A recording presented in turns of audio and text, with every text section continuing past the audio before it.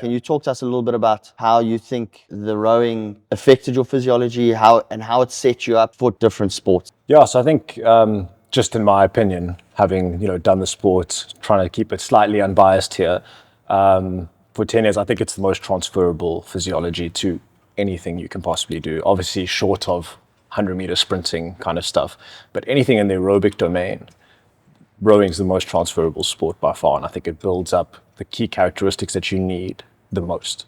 So obviously a lot of it, it's only, in the men's four that I was predominantly in, it's 5.5 to 6 minutes of racing. So it's in that VO2 area, but there was still so much time spent developing, threshold capacity. And then I don't necessarily think that for rowing, you needed to spend that much time developing that very wide aerobic base. Obviously it helps in the long run, but that kind of came as a result of needing to spend so much time in the boat actually just bedding down that technique. Like, you need to take so many rowing strokes to make it efficient. I mean, if you go watch an Olympic rowing race, you're like, oh, these guys are chilling. They're not doing much. These are relaxed faces, relaxed shoulders, and everything. But it's all those years spent making sure the coordination and the efficiency of the rowing stroke is right, because it is so hard.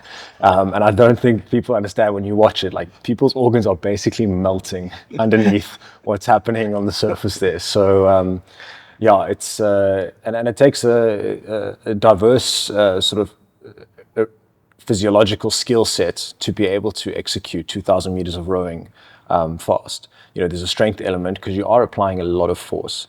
I know it's a 6-minute race, so it's still in that endurance domain.